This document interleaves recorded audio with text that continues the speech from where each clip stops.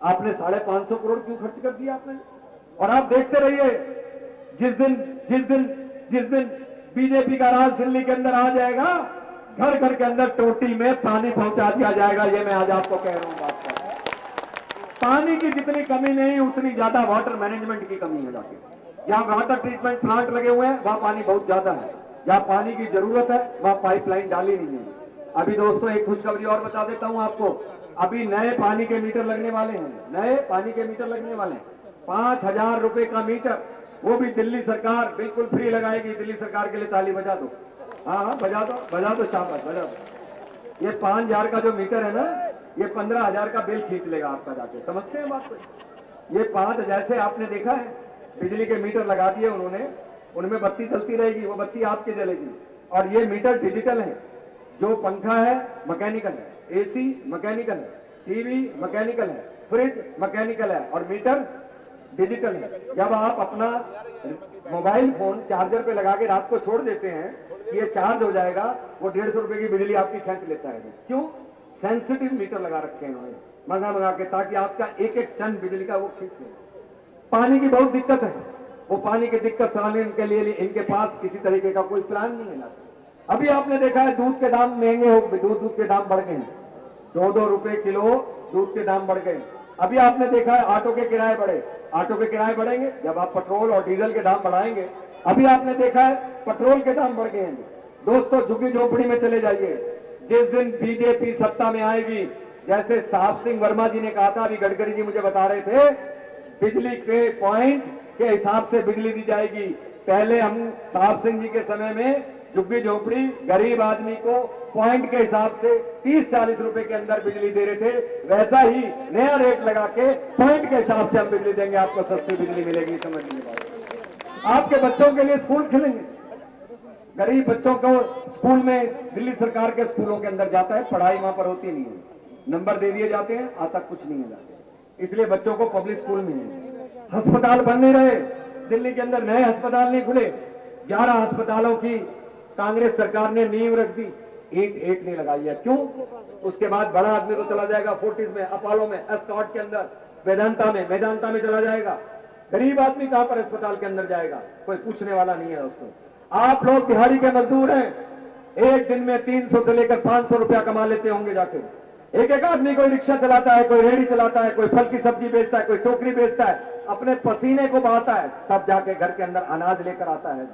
और यहां पर इनकी सरकार 2G के अंदर 1,87,000 करोड़ का घोटाला 1 मिनट में कर देती है। कॉमनवेल्थ गेम्स के अंदर 70,000 करोड़ का घोटाला 1 मिनट में कर देती है। कोयला का घोटाला 1,86,000 करोड़ का 1 मिनट में कर देती है। और आप लोग अपना पसीना बहाते रहते हैं।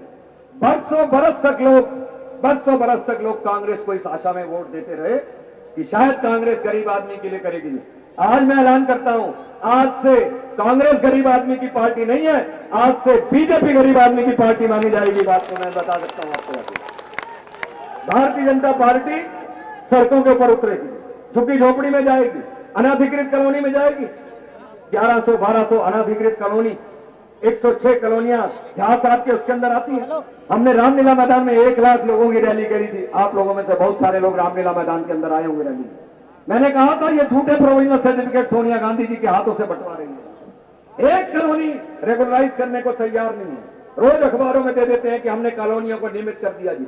एक आप मुझे बता दीजिए, किसी कॉलोनी के किसी मकान पे क्या लोन मिल सकता है? जोर से बोलो, क्या लोन मिल सकता है? क्या नक्शे पास हो सकते हैं?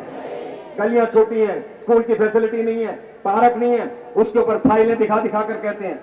एक कॉलोनी निमित नहीं करी जिसके कारण लोगों को लाभ हो, कोई उसके अंदर वो अपने मकान को कह सके कि ये हमारा मकान है। आप गरीब आदमी को लूटते हैं।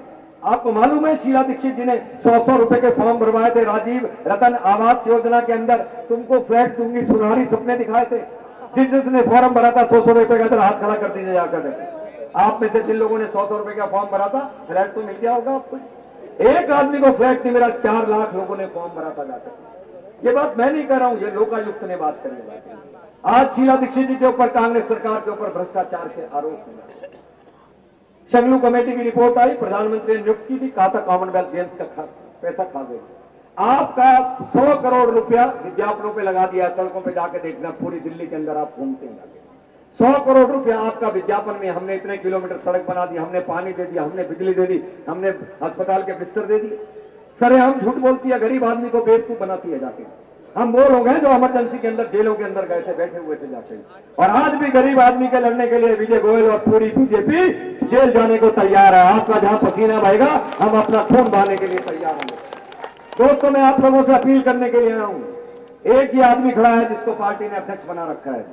ये आपके आंसू को पूछना चाहता है, ये आपके लिए लड़ना चाहता है, ये गरीब आदमी के घर में जाना चाहता है। और आप देखेंगे मैं एक एक महीने के लिए पूरी दिल्ली के अंदर निकल जाऊंगा, घर को नहीं लौटूंगा जाके, जब तक कि मैं ये नहीं देख लूंगा। और आज मेरे यहाँ मुस्लिम भाई खड़े हैं, आप लोगों को बता देता हूं, आज साल कटोरा स्टेडियम के अंदर हजारों की संख्या के अंदर मुस्लिम भाई एकत्रित हुए थे और उन्होंने कसम खाई थी कि हम भारतीय जनता पार्टी का सहयोग देंगे, किसी और पार्टी का सहयोग नहीं देंगे। इस समय कोई जाति हो, कोई वर्ग हो, कोई वर्ण हो, सब लोगों के दिमाग में एक है, इस सरकार के तख्ता को पलटना चाहिए जाके, जिसने गरीब को बेदम कर दिया है जाके।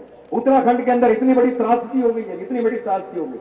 हर एक राज्य की सरकार हवाई जहाज भेज रही है, दिल्ली की सरकार ने अपने लोगों के लिए कोई हवाई जहाज नहीं, कोई हेलीकॉप्टर नहीं, कोई बसें नहीं भेजी, कोई उनके लिए इंतजाम नहीं किए। भारतीय जनता पार्टी ने अपना राहत कोष खोला है।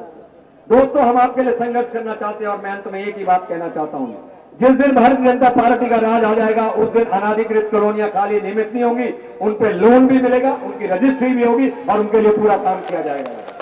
जिस दिन भारतीय जनता पार्टी का राज हो जाएगा, झुग्गी झोपड़ी वालों को उसी स्थान के ऊपर फ्लैट बनाकर बीओटी बेसिस के ऊपर काम करेंगे। जिस दिन भारतीय जनता पार्टी का राज आ जाएगा उस दिन श्रम को हम मालिकाना हक दे देंगे जी। और जिस दिन भारतीय जनता पार्टी का राज आ जाएगा उस दिन बिजली के दामों के अंदर भारी कमी लगाकर हम आप लोगों को दिखा देंगे। आपके घर घर के अंदर पानी तक पहुंचा देंगे।